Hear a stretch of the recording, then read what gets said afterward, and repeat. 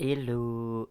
Bon, bah bienvenue du coup dans cette petite story time parce que j'avais dit que je le ferais tellement euh, les événements que j'avais vécu avec les copains pendant 24 heures étaient tellement what the fuck et que j'ai une copine qui me tannait pour me faire non mais faut que tu fasses un podcast et tout. Euh, Moi en tout cas j'écouterai tous tes podcasts et tout donc si tu passes par là Héloïse, bah voilà ton podcast. Puis comme ça, je n'oublierai pas euh, cette fatidique journée, enfin ces fatidiques 24 heures où le ciel nous est tombé sur la tête. Donc bon, voilà. Donc je remets dans le contexte.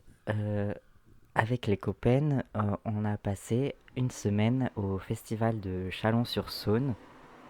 Et j'espère que vous n'aurez pas les bruits de voiture, mais plutôt que vous entendrez les petits oiseaux. J'arrête de me disperser. Du coup, une semaine au festival de Chalon-sur-Saône. Enfin, le festival dure 4 jours, mais après, je compte en plus les temps de déplacement et tout ça. Donc, le festival de Chalon-sur-Saône, c'est un festival qui se passe tous les ans à Chalon-sur-Saône. C'est un festival de théâtre et d'art de rue qui est vraiment très très chouette. Si vous trouvez Aurillac trop intense, je vous conseille fortement Chalon-sur-Saône. C'est vraiment tout pipou. Et il y a vraiment plein de trucs à faire. Et il y a plein de queer aussi. En tout cas, particulièrement cette année, à ce qu'on m'a dit, il y avait plein de trucs queer et c'était formidable. Enfin bref. Donc, que de belles choses. Donc, euh, cette story time va commencer euh, le, euh, le dimanche. C'est le dernier jour du festival à Chalon-sur-Saône. Et avec les copains, on est un peu fatigué et tout, mais on est là, quoi. Le matin, on avait vu des spectacles, super, voilà. Et l'après-midi, on décide de tous se retrouver au campement. Donc le campement, c'est un grand campement avec tout le monde avec ses tentes et tout ça. Et puis à l'entrée du campement, il y a un grand barnum, donc une grande tente avec plein de tables de pique-nique abritées et tout ça, et une autre grande tente juste à côté organisée par la Croix-Rouge. Donc la Croix-Rouge était très présente sur les lieux du festival pour, voilà, elle vendait de la nourriture et tout ça, et elle était là au cas où s'il y avait un problème. Donc voilà, nous on était là à discuter. euh, Accessoirement, on était dans une super discussion sur l'autodéfense féministe et on partageait nos anecdotes et c'était très très intéressant. Euh, Moi, à un moment, j'avais un petit coup, une envie soudaine de ménage. Ça m'arrive comme ça des fois. J'avais trop d'énergie, donc je vais demander à la Croix-Rouge une éponge. Ils n'ont pas d'éponge, donc je nettoie vite fait la table avec du sopalin et tout ça, mais il reste sur notre table une grosse enfin une grosse flaque de jus de fruits. Euh, et voilà, donc je suis en mode bon, tant pis. Après, je vois qu'il y a une guêpe qui tourne autour depuis pas mal de temps, et je dis bon bah elle est là, et je suis en mode ah, mais c'est marrant, je me suis jamais fait piquer par quoi que ce soit, ni par une guêpe ou par une abeille, mais je sais pas pourquoi. J'ai un pressentiment, je me dis, aujourd'hui, je sais pas pourquoi, mais je vais me faire piquer. Et après, j'oublie ça, et puis je suis dans la discussion et tout, et puis à un moment, je pose mon avant-bras sur la table de façon un peu violente, euh, et en fait, il y avait la guêpe en dessous, parce que je l'ai posée sur la flaque. Et bah, du coup, elle m'a piqué. Et j'étais en mode, ah merde, super. Donc, il y avait un énorme dard dans ma peau et tout, donc voilà. Et au début, on était en mode, bon, bah, on va l'enlever avec une pince et tout. Et puis j'étais en mode, bah, pourquoi s'embêter? Il y a la Croix-Rouge juste à côté. Donc je vais voir la Croix-Rouge avec une copine. On leur explique la situation et tout. Et ils me mettent dans une tente à l'arrière de leur. Enfin, dans une tente, voilà, vide. Il y a vraiment une chaise et une table, quoi. La tente, elle fait 20 mètres carrés. Euh, du coup, il y a ma pote qui attend avec moi au début. Et ils me disent, bah, maintenant, la Croix-Rouge, on n'a plus le droit de faire des soins, donc on appelle le médecin, qui s'appelle un médecin. Je te dis, bon, c'est une piqûre de guêpe, si vous voulez, mais bon, je suis pas allergique, j'ai pas de premiers symptômes d'allergie, j'ai pas de gonflement, j'ai pas de rougeur, j'ai pas mal, je suis pas en train de souffrir le martyr, donc ça va. Donc ma pote Azel part revoir les copains qui sont à l'arrière pour les chercher, pour qu'ils viennent me voir après. Donc en attendant, je discute avec la Croix-Rouge et tout ça. Et après, bah, du coup, les copains viennent pour. Ils veulent venir et rentrer dans la tente pour me voir. Et la Croix-Rouge, est en mode non, vous pouvez pas rentrer dans la tente. Euh, c'est le protocole, nanani nanana. Et même mes potes étaient en mode, mais même un par un et tout. Et ils voulaient pas écouter, alors qu'en plus, un par un, ils auraient pu. A posteriori, on nous a dit oui, un par un, c'était ok. Mais sur le moment, ils étaient en mode non, non, non, nanani et nanana. Et en plus, il y avait un mec de la sécu qui a commencé à les embrouiller et tout. Et mes potes, enfin bref, ils étaient un peu en mode bah non, en fait, enfin voilà quoi. Enfin, c'est bon, c'est une piqûre de guêpe quoi. Puis ils avaient raison. Genre, et puis il y a la place dans la tente quoi.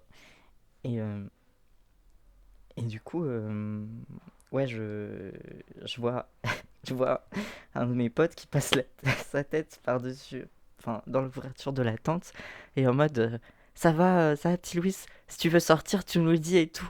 J'étais en mode, bah, moi, ça va et tout. En fait, j'étais un mélange de honte, et en même temps, j'étais mort de rire. Genre, j'étais en mode, putain, mais vraiment, c'est pas possible, quoi. Genre, à deux doigts de faire un sit-in, genre, c'était hilarant.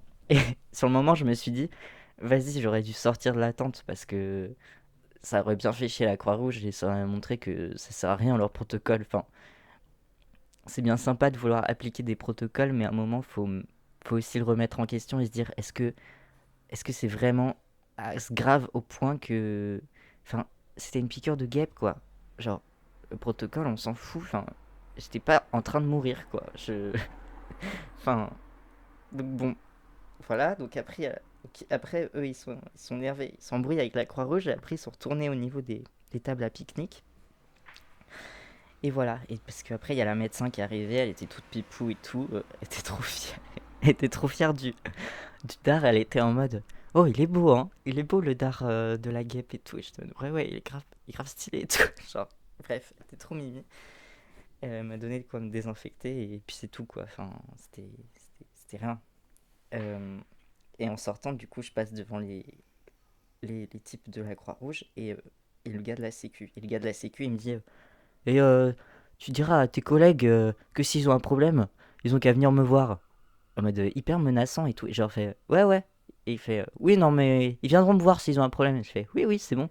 Genre, j'étais en mode mais j'en ai rien à foutre de ce que tu me dis. Moi, je veux juste partir. Donc, je me suis cassé. Mais genre, le mec était hyper menaçant, quoi. J'étais en mode, mais c'est bon, là, calme-toi, là. Il s'en poussait des ailes, genre. Ça se voyait, en plus, ils se faisaient chier tous. Ça faisait des heures qu'ils étaient tous là à discuter de la pluie, du beau temps. Enfin, ils ont rien à foutre, quoi. Ils s'attendaient juste à la première occasion pour se donner un petit truc sympa dans leur journée, pour se sentir pousser des ailes, quoi. Donc après, je suis retourné aux tables à pique-nique. Et, et du coup, on s'est marré avec les copains de la situation. On s'est dit, mais c'est n'importe quoi et tout. Et puis, genre, vraiment, moi, j'avais pas mal. Genre, en une heure, la piqûre avait disparu. Genre, le soir même, je me suis fait piquer par un moustique. Une piqûre de moustique m'a plus gêné que cette piqûre de guêpe, c'est pour vous dire. Genre, c'était débile. Genre. Euh, du coup, il y a une des meufs de la Croix-Rouge, environ 30 minutes après, qui repasse nous voir et nous dit oui, bah, je comprends qu'il y a certains de mes collègues qui sont un peu vieux et tout ça, qui avec leur protocole et nanani et nanana, mais la façon dont vous avez parlé, c'était pas ok. Et j'ai un de mes potes qui était en mode, mais en fait, on a commencé à vous parler comme ça et à s'énerver parce que la façon dont vous nous parliez était pas ok et on s'est pas senti respecté et on n'a pas compris en fait. Et, euh, et, euh, et donc il était en mode, bah on va pas s'excuser en fait. Et du coup, elle a eu un moment de recul en mode, outré quoi, genre. Enfin bref. Et puis elle est repartie. Donc voilà, ça c'était le premier point. Donc il était genre environ 15-16 heures, un truc comme ça, quoi. Et, après, le soir, on décide de repartir. On part en soirée et tout. On va voir des concerts et tout. C'était super chouette. Enfin, plein de trucs. Euh, Non, au final, on n'a même pas vu de concert. Je sais même plus ce qu'on a fait. Enfin bref, on a fait. Ah oui, on voulait aller à un truc, mais ça s'était annulé. Enfin bref, c'était quand même sympa et tout. Et après, revenu au camping, on arrive vraiment dans l'entrée du camping ah oui, non, pardon. Oups, j'ai complètement oublié le truc le plus important. Oula. Donc non, on est en soirée et tout, et à un moment, on, on, euh, on se dit, bon, on va manger un kebab et tout. Donc on trouve un kebab. Genre, d'ailleurs, si vous voulez manger le meilleur kebab de votre vie, faut aller à Chalon-sur-Saône, au Manhattan Grill, je crois. Euh, Ils font le kebab, il est fait, genre, le pain, il est fait à la main, et il y a des graines de sésame noir dessus. Et genre, tout est fait à la main. Je crois que les frites aussi étaient faites à la main. Enfin, elles étaient faites maison, quoi. Et les sauces, elles étaient maison. Genre, sauf la sauce la mayo, ce qui était dommage parce que la mayo et ketchup, ce qui est dommage parce qu'en vrai, la mayo c'est assez simple à faire. Mais genre, c'était vraiment incroyable. Genre, voilà, je vous conseille très fortement. Je ne mangerai plus jamais un kebab pareil. En plus, c'était que 8 euros. Enfin bref, je me suis encore éparpillé. Donc du coup, on mange notre kebab et on se dit, on se pose sur la place la place euh, la place Saint-Vincent, je crois, devant la cathédrale, sur des marches pour manger. Donc on est tranquille et tout. Et puis, à un moment, on entend un gros bruit. Et en fait, c'est une meuf devant nous qui s'est cassé la gueule sur la fontaine. En fait, c'est une fontaine un peu basse et tout. Enfin, il y a une sorte de marche, mais on la voit pas. Et puis, elle était éteinte. Donc, elle est tombée. Et on allait la voir et tout. Et en fait, elle avait le menton en sang et tout. Et au début, j'ai eu trop peur qu'elle s'était cassé le bras parce qu'il y avait du sang partout sur le bras. Mais c'était juste le sang du menton. Parce que ça coule énormément, cette zone-là. Du coup, on a appelé son petit copain. En fait, elle sortait d'une fête. Elle voulait pas faire la fête ce soir, donc elle voulait rentrer tranquille. Et genre vraiment, elle avait trop le seum. Elle s'est dit, mais putain, mais en fait, j'ai pas de chance, quoi. Et du coup, elle était en complète panique. Elle était allongée sur le sol, en complète panique. Il se trouvait qu'elle était comédienne. Et du coup, bah, quand t'es comédienne, enfin, ou comédien, quand il arrive quelque chose à ton corps, qui est un peu ton outil de travail, tu paniques, c'est sûr. Du coup, elle était en complète crise de panique, allongée sur le sol. On savait pas si elle s'était fait mal autre part ou quoi, mais en tout cas, son menton il saignait. Et genre une plaie à peu près de 2 centimètres ouverte sur 2 centimètres, quoi. Après, ça allait, on arrivait à, à genre faire pression pour pas que le sang coule trop. Merci le PSC1 pour les premiers secours. Donc voilà. Euh, Petite anecdote d'ailleurs, c'était la comédienne de Oignon, un spectacle qui a été joué l'année dernière à Chalon-sur-Saône, que un de mes copains avait vu, et en fait il était trop fan de ce spectacle, donc il était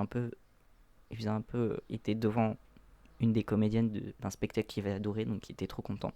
Mais bon, le moment ne s'y prêtait pas. Donc une de mes copines appelle son petit copain qui était pas loin, du coup à la fête, et moi j'appelle les secours.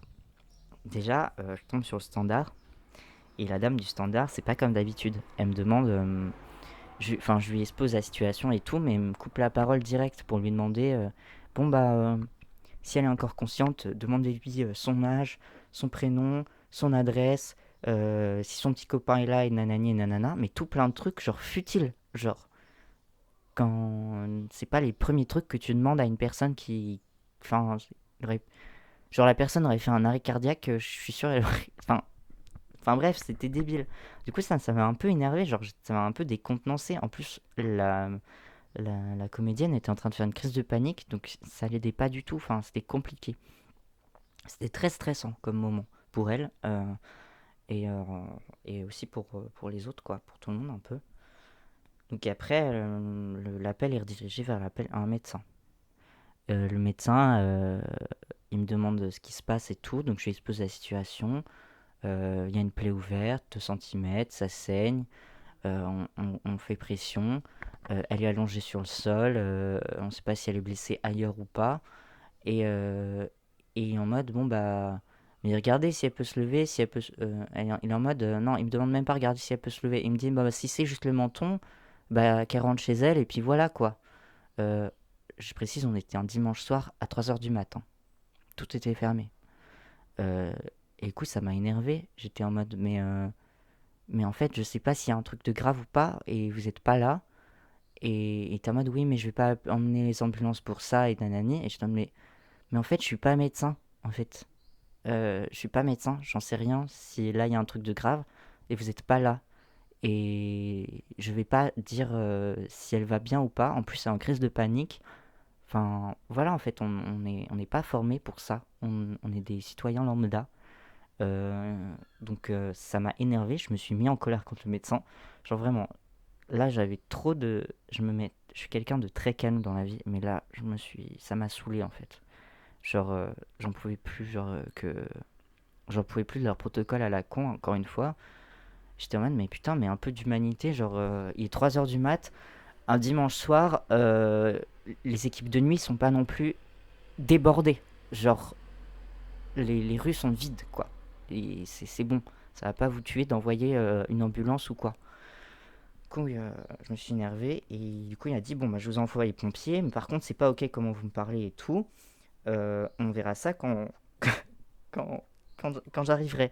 Du coup, dans ma tête, j'étais en mode, putain, je vais me faire engueuler par le médecin et tout. Je fais, bon, tant pis, je suis plus après dans ma journée. C'est pas grave. En plus, ça faisait 4 jours de festival. Genre, vraiment, j'étais fatigué. Bref, j'étais tous fatigués. Les pompiers arrivent et, et, euh, et au final, bon, heureusement, il n'y avait pas le médecin, donc je me suis pas fait engueuler ou quoi. Et ils arrivent, ils examinent et tout, mais genre, hyper, hyper neutre sur leur visage. Hyper, limite un peu. Enfin, je sais pas, c'était pas agréable. Et t'avais la comédienne qui était en mode, mais putain, en fait, qui répétait, j'ai l'impression de me faire interroger par des flics. Et c'était vraiment ça l'ambiance. C'était très malaisant. Et, elle nous faisait trop rire parce elle voulait absolument. Elle était en mode, faites-moi une clope et tout là, parce que là, ça va pas et tout. Genre, au bout de sa vie. Mais bon. Euh, et son copain est arrivé aussi, du coup, il a pu la prendre en charge et tout ça. Euh, et au final, bah, les pompiers ont dit bon, bah, on va faire un ou deux points de suture. Donc, comme quoi, il y avait quand même besoin d'un truc. Genre, c'était quand même important. Heureusement, elle a pu marcher et tout, mais je pense elle s'est retrouvée. Elle avait des grosses éraflures, donc je pense qu'elle va se retrouver avec des énormes bleus sur ses jambes, quoi. Mais bon, tout est bien qui finit bien. Les pompiers l'emmènent et puis voilà. Donc, nous, la soirée se termine là. On est claqué, on n'en peut plus. Donc, on arrive en camping après. Donc, après toutes ces péripéties, on est au bout de notre vie. On rentre dans le camping et genre vraiment à l'entrée du camping, on se regarde et on se dit bon, on va se coucher, maintenant c'est fini, il va plus rien nous arriver. Il va plus rien nous arriver. À ce moment-là, à l'entrée du camping, il y a une meuf qui rentre avec son chien, sans laisse. Et elle est en mode, et les vigiles commencent à l'embrouiller. Les vigiles commencent à l'embrouiller, donc il y a une meuf et un mec. Une vigile et un vigile. Et elle est direct en mode non, vous commencez pas à m'embrouiller, euh, c'est bon. Je viens chercher mes affaires, je viens de m'embrouiller avec mon mec, je viens chercher des affaires, je repars. Donc elle est déjà fermée à la discussion. Elle est déjà en mode non, vous pouvez pas discuter avec moi, c'est fini en fait. Et malgré ça, les vigiles étaient en train de commencer à l'embrouiller et à la suivre jusqu'à sa tente. En mode votre chien n'a pas de laisse, c'est pas ok. Et le chien, genre, déjà, c'est très con de la part des vigiles, parce que le chien, il aurait juste pu s'énerver et aboyer ou quoi, ou devenir violent. Mais heureusement, le chien, c'était un amour. Genre vraiment. Pendant qu'elle se faisait engueuler à sa tante par les vigiles, euh, le chien, qui était un petit border collie, il me semble, je sais plus, il faisait nuit, était allongé dans l'herbe en train de regarder la scène en mode mais qu'est-ce qui se passe ici. C'est pas grave, moi je suis dans l'herbe, je kiffe ma vie. Genre voilà. Et il voulait pas la lâcher, genre. Et la meuf, la pauvre, elle était au bout de sa vie, genre, elle était en mode, mais putain, laissez-moi, genre. Enfin, je vis un mauvais moment, viens de vivre un mauvais moment, je viens chercher des affaires et je me casse, en fait. Enfin, le chien, de toute façon, il va rentrer dans la tente une fois que je serai endormi. Là, j'ai pas de laisse, voilà. Et moi et une de mes potes, du coup, on part se coucher en voyant la scène. On s'arrête un moment devant eux et on se dit, mais non, mais là, enfin, ça nous énerve. J'avoue, c'est moi qui ai commencé. J'étais déjà énervé avec les médecins, le médecin d'avant et tout ça, et même la journée m'avait fatigué. J'ai fait, mais putain, mais c'est un chien. Genre, encore une fois, pour la troisième fois de la journée, ce putain de protocole que vous avez, arrêtez de le suivre à la lettre. Réfléchissez à un moment. Utilisez votre tête. Genre, prenez du recul. Est-ce que c'est obligé d'utiliser tout le temps le protocole ou est-ce que des fois, s'en défaire ne n'améliorerait-il pas la situation, genre. Donc, je suis en train de m'énerver, je suis en mode c'est un chien, putain, laissez-la. Et ma pote aussi. Et on s'énerve, voilà, vite fait, mais on reste à l'écart des vigiles. Et après, on repart. Et je, et je continue, on entend toujours la conversation, la dispute parce que il crie quoi. Il crie fort. Et euh, Et à mi-chemin, je me retourne et je crie très fort, mais que c'est un putain de chien en fait qui va rien faire. Et ça m'énerve. Et là, je me retourne pour aller vers la tente. Sauf que ma pote me suit pas. Et je la vois partir en furie faire les vigiles. Et là, je suis en mode oh, putain, ok. C'est la vie qu'on a décidé de mener. Aujourd'hui, c'est la vie qu'on a décidé de mener. Donc je la suis. Et on va s'embrouiller avec les vigiles. Genre, le mec me prend parti et la meuf la prend parti. Alors, entre les deux, rien à voir. Genre, ma pote gueule contre la vigile et la vigile gueule très fort. Donc c'est juste une grosse engueulade. Genre, vraiment, et elle est en mode, je crois qu'elle avait dit, mais vous êtes là pour écouter et je sais plus sur le protocole et nanani. euh, mais vous êtes aussi là pour écouter les gens et vous écoutez pas les gens. Et nanani, vos traumas à guérir, c'est pas les affaires des autres. Enfin bref, je sais plus ce qu'elle a dit exactement, mais bon, c'était basé. C'était basé. Et moi, j'essaie d'être calme et tout. Et le mec, lui, part sur un truc que j'ai appris plus tard, qui est un truc d'autodéfense, qui est le robot. Genre, tu dis tout le temps les mêmes phrases en boucle pour déstabiliser la personne en face de toi. Et il me répétait tout le temps, est-ce que je vous ai fait du mal? Qu'est-ce que, qu'est-ce que vous... Qu'est-ce que vous voulez? Est-ce que je vous ai fait du mal? Est-ce que je vous ai agressé? Est-ce que je vous ai fait du mal? Est-ce que je vous ai agressé? C'était infernal. Et à un moment, en même temps, je parlais et je lui disais, mais en fait, je m'en fous que vous fassiez du mal. Euh, et dites pas que vous n'êtes pas agressif. Votre collègue, elle gueule depuis tout à l'heure sur la meuf. Et voilà. Et lui, il répondait rien d'autre que est-ce que je vous ai fait du mal? Est-ce que je vous ai agressé? Et à un moment, en voulant pointer du doigt sa collègue, je l'ai frôlé avec ma main. Et du coup, comme il répétait, il me mettait dans une posture malaisante de est-ce que je vous ai fait du mal? Est-ce que je vous ai agressé? J'ai cru que pendant un moment, il me demandait est-ce que il pensait que moi je l'avais agressé en le frôlant quoi. Enfin, du coup, ça m'a mis super mal. Je commençais à. J'étais en mode putain. Et c'est terrible, hein, cette technique de défense à répéter tout le temps. Dans un moment stressant, on dirait pas comme ça, mais ça marche très très très bien. Et c'est très malaisant. En vrai, la technique là, a posteriori, que je vois pour contrer ça, c'est de répéter après lui. De faire le perroquet. Je vois pas comment, ou sinon. Ou sinon, d'arrêter de parler et de l'ignorer. Ça aurait été très bien. D'aller voir la meuf aussi, parce qu'on n'a pas pu aller la voir. Mais j'espère que pendant qu'on faisait diversion, entre guillemets, elle a pu prendre ses affaires et se casser. Enfin, non, je crois pas, parce qu'après, on les a entendus gueuler pendant longtemps après, il me semble encore. Non, même pas. Je crois pas me souvenir d'entendre gueuler. Je me souviens plus. J'étais trop énervé. Et je sais plus comment on a arrêté de. Et puis en plus, la vigile était en mode. Vous plaignez pas après si le chien va aller mordre des gens et tout. Moi j'ai deux chiens, nanani nanana. Et j'étais en mode, mais dans ma tête, j'étais en mode, mais si t'as deux chiens qui mordent les. Si tes chiens. Si t'as deux chiens et que tu penses que les autres chiens vont mordre les gens comme ça alors que tu gueules à côté. Enfin, que gueuler à côté d'un chien calme va pas empirer la situation. Enfin bref, elle était trop conne. Genre vraiment, je pense pas qu'elle avait vraiment deux chiens. Et si elle a deux chiens, qu'elle se remette en question sur le fait que ces chiens, ils mordent les gens comme ça. Genre, ou qu'elle pense que les chiens, ça peut mordre les gens comme ça. Genre, elle est trop bête. Genre, j'aurais dû dire que j'étais éducateur canin. Avec toutes les vidéos que je regarde sur les chiens, Je suis sûr que ce serait passé. Puis en plus dans la panique et tout. Genre, bref. Je sais plus comment, mais comment ça s'est fini exactement. Mais j'étais. Ah oui, j'étais en mode. C'est fini sur bon bah bravo, vous avez peur d'un chien. Super. Félicitations. Et après on est parti. On est rentré à la tente. On était énervés. On a essayé de dormir après. De faire un temps calme. De, de gérer la tempête d'émotions. C'était très dur. J'avoue que j'ai eu du mal à m'endormir parce que je suis très rarement du coup énervé comme je l'ai dit. Et du coup, ça me. C'est compliqué. Ça, redescendre, ça fait. Enfin, voilà, c'était. Pour dormir, c'était pas agréable, quoi, de sentir de la colère en soi. Mais bon, on s'est dit, vas-y, c'est fini. Demain matin. Ah oui, parce que c'est ça, il nous avait dit, le vigile, mais moi, de toute façon, on peut très bien vous virer ou la virer demain matin. Et t'es en mode, mais t'es con. Demain matin, c'est la fin du festival. On doit tous être partis à midi.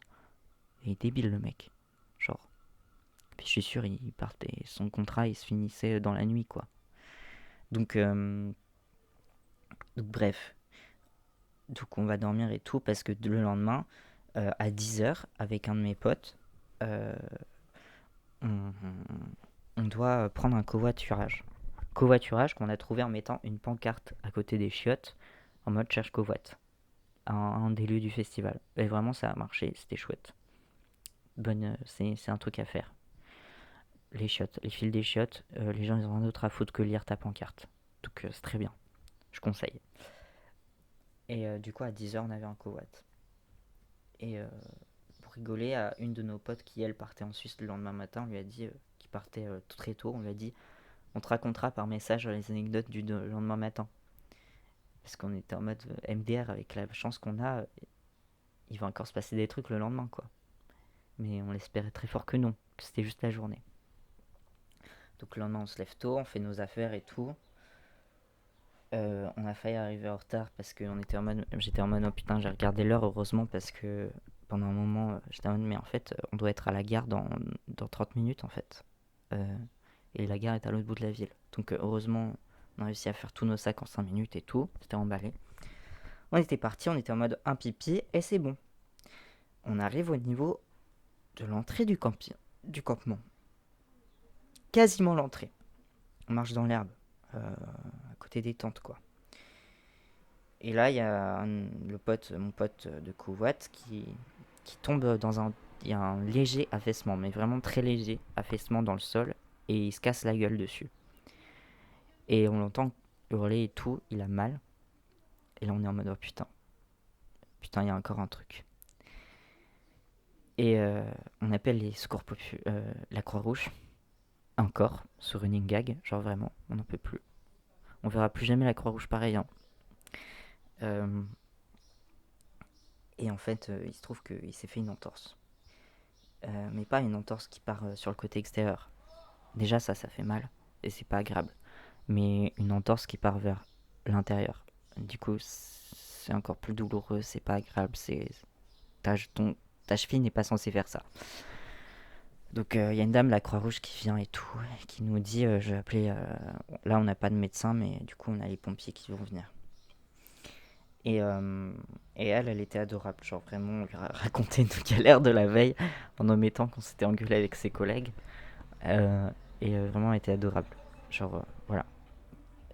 Et moi, de mon côté, je suis en mode, bon, bah, je préviens le covoitureur, qui s'appelait Valentin. Euh, on a eu une galère. Mon pote s'est fait une entorse. Voilà. Et il nous a dit, mais je peux venir vous chercher au camping si vous voulez.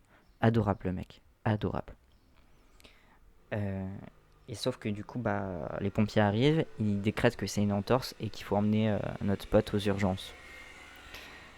Et là, on est en mode, bon, bah le covoiturage c'est foutu en fait. Les urgences, il y en a au moins pour 2 heures. Donc c'est non. Donc je renvoie un message au covoit disant, bah c'est foutu, merci quand même, voilà. Donc on était trop deg. On avait perdu notre covoit et en plus notre pote s'était fait une entorse quoi. Donc on, les pompiers l'amènent aux urgences. On peut pas venir avec lui parce que bah, déjà le camion est petit et puis ils disent que depuis 2021, depuis le Covid, on peut plus accompagner les gens aux urgences. Il faut y aller après. Donc ils nous ont dit revenez dans 1 heure et demie quoi, aux urgences, grosso modo. Donc euh, là, à l'heure actuelle, il y avait moi, un de mes potes et une copine, celle avec qui on s'est engueulé, ma pote d'engueulade quoi, contre les vigiles. Et mon pote, lui, a un camion. Donc, il nous amène en camion jusqu'aux urgences. Euh, et ma pote, on l'amène aussi. On joue au Uno et tout, on s'occupe comme on peut. Et puis après, elle va prendre son train pour Paris. Donc, ensuite, mon pote et moi, on va chercher notre copain aux urgences. Et on le récupère et tout. Du coup, il a des béquilles et une attelle. Et, euh, et il est grave vénère. Genre, il nous dit, bah, aux urgences, déjà, il y a une infirmière, elle était en mode, mais pourquoi vous êtes venu pour ça? Il était en mode, bah, encore une fois, bah, je suis pas médecin. Meilleur punch, hein. Si vous avez un souci avec un médecin, souvenez-vous, euh, ils font des études, ils font 10 ans d'études. C'est pour avoir le savoir, pour aider les gens qui n'ont pas fait ces études-là, en fait. Et ils se rendent pas compte, en fait, les gens, on veut pas. On sait qu'on n'a pas fait 10 ans d'études, donc on veut pas s'autodiagnostiquer comme ça des trucs. Enfin, il pourrait avoir des trucs plus graves ou quoi. Genre, on ne connaît pas bien le corps humain, contrairement à ce qu'eux, ils savent. Du coup, elle était en mode, mais pourquoi vous êtes venu pour ça? Alors que, elle était en mode, bah déjà, c'est les pompiers qui nous ont emmenés aux urgences, c'est qu'il y avait une bonne raison. Qu'il avait emmené aux urgences, c'est qu'il y avait une bonne raison. Et oui, je suis pas médecin en fait. Donc, voilà en fait. Je vais pas, je suis pas formé pour. Et ensuite, elle l'emmène chez le médecin. Et le médecin, hyper, à ce qui paraît, hyper méchant. Genre, il dit même pas bonjour. Et il commence à lui toucher la cheville sans lui demander. Euh, et du coup, bah, il a hyper mal. Euh, il était pas prêt. Et du coup, il lui dit bah, est-ce que vous pouvez me prévenir en fait? Et il fait oui, d'accord, je préviens. Là, je touche. Enfin bref, il avait un hyper condescendant. J'ai pas compris toute l'histoire, mais en gros, ils lui ont donné un fauteuil roulant parce qu'il n'y avait plus de béquilles ou je sais pas quoi. Le fauteuil roulant, ils l'ont pas aidé trop et du coup, il était en train de faire des drifts dans les couloirs. Je crois, enfin bref, c'était vraiment un peu rigolo. Mais, euh, mais bon, euh, vraiment pas sympa. Et au final, le médecin lui a même pas dit. Il a dit bah, je pense que c'est une entorse. Mais il lui a même pas dit si c'était une entorse. Genre.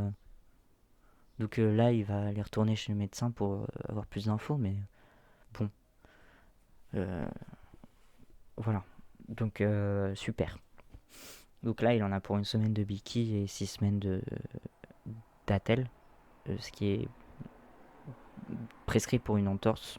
Euh, J'avais une entorse, mais je l'ai pas fait. Mais c'est ce que j'aurais dû avoir aussi. C'est ce qu'on m'a dit. Parce que j'ai une autre copine qui en a eu une aussi, il y a pas longtemps. Donc bon, on retourne dans le camion. Et on est en mode, bah putain, encore des histoires quoi. On n'a plus de covoite. Et lui doit être rentré sur Rennes le soir même parce que le lendemain matin, il a un rendez-vous avec la mission locale à Rennes. Et moi, j'étais en mode, bah j'aimerais bien rentrer ce soir quoi, comme ça c'est fait. Moi, je dois rentrer à Saint-Nazaire. Donc il faut que je passe par Nantes et que après je peine. Faut que j'aille à Nantes quoi. Donc on se dit, bah, est-ce qu'on prend des covoiturages, des blablacars, des bus, des trains? Et en fait, ça nous a saoulés. On a dit, bon, tant pis. L'aller, on ne l'a pas payé, donc c'est pas grave, on va payer le retour en train. Au début, on avait un peu le seum parce qu'on voyait qu'on avait pour 90 balles, ce qui est presque 100 balles. Et après, comme on a pris au dernier moment, ça s'est rabaissé à 60 euros, ce qui était chouette, genre vraiment chouette. Donc on a pu rentrer, finalement, notre pote en camion nous a amené à la gare et tout. En plus, on a eu une correspondance. On a fait en sorte. On a eu de la chance, on a eu la même correspondance à Paris.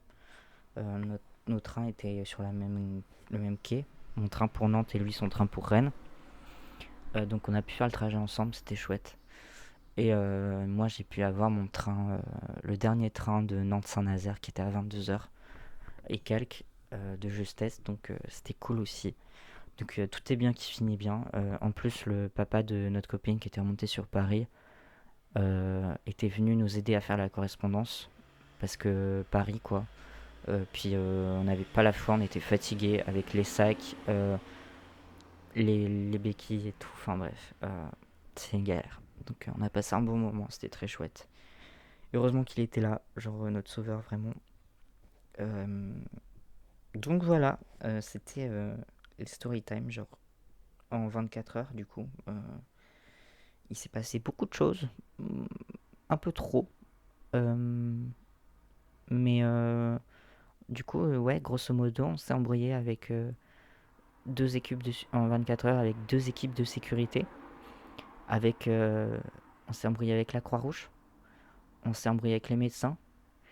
Euh, les pompiers étaient hyper condescendants. Un autre médecin était hyper condescendant avec notre pote qui avait une cheville en entorse. Euh, Enfin, voilà quoi, le fun. Mais à part ça, je conseille du coup vraiment le festival de Chalon-sur-Saône. C'était vraiment chouette. Pour revenir dessus, comme je disais tout à l'heure, il y a eu des super trucs queer et tout, et féministes, et ça faisait vraiment du bien. Euh, à côté du grand pont de Chalon-sur-Saône, il y a un super espace qui s'appelle une grosse des anciens hangars qui ont été repris et réaménagés par des groupes queer. Je sais pas trop les détails, mais voilà, il y avait plein de queer en tout cas. C'est une maison de queer, c'est merveilleux. Euh, Ça s'appelle Les Méandres à Chalon-sur-Saône, je conseille vraiment. Voilà, il y a un petit bar autogéré. Euh, il y avait un super spectacle. Il y a eu on a vu Starmania, euh, qui a été mise en scène par un groupe de queer étonnant, et c'était vraiment chouette. Genre, c'était génial. Euh, euh, et et il y a eu, ouais. Et aussi, bah, c'est au bord de l'eau. Il y a un grand. Il y a la Saône, du coup, qui passe juste devant. Et, et on adorait aller se baigner là-bas, genre à l'arrache, genre sans les vêtements et tout, genre ou en slip. Et c'était trop chouette. Il y a une échelle pour descendre. C'est genre vraiment, l'eau elle est à genre facile 10 mètres en contrebas. Et il y en a, ils sautaient et tout, genre ils étaient trop chauds. Et c'était trop marrant. Il y avait plein de gens qui se baignaient en donnant à d'autres l'envie de se baigner et tout. Et l'eau elle était super bonne. Genre, je me suis un peu trop habitué à l'eau bretonne qui est très très froide. Mais là, franchement, elle était propre par rapport à la Loire et l'eau de Saint-Nazaire, hein. Donc, c'était chouette. Genre, vraiment, ça manque. Euh, et on a vu aussi, bah, le matin du dimanche, on avait vu un spectacle. C'était une meuf trans qui racontait son vécu et qui faisait de la chanson en a cappella aussi. C'était magnifique. Le spectacle, il s'appelait À voix nue. J'ai le nom de la compagnie, c'était La Grosse Pièce. Et le nom de la fille, si vous voulez la suivre sur Insta, elle s'appelle Eva Arnaud. Et c'est une artiste et pédagogue de la voix. Donc voilà, c'est une coach vocale. Et franchement, c'était super beau. C'est très touchant, c'était très chouette. Euh, et voilà. Et on a vu aussi c'est le concert qu'on a grave kiffé, c'était Muppet Fever. C'est une meuf qui, qui a des Muppets en fait, qui met taille humaine, genre qui a un Muppet un peu qui est accroché à tout. Elle est habillée tout en noir et il y a son Muppet qui est accroché sur elle, donc elle le met vraiment bien en scène et tout, genre des gros Muppets quoi. Et des Muppets qui mixent du coup, et du coup, t'as vraiment l'impression que c'est les Muppets, les stars quoi. Et genre, c'est trop chouette. Et, et c'est trop une bonne ambiance. Genre, on s'est trop marré avec les chansons de cet artiste.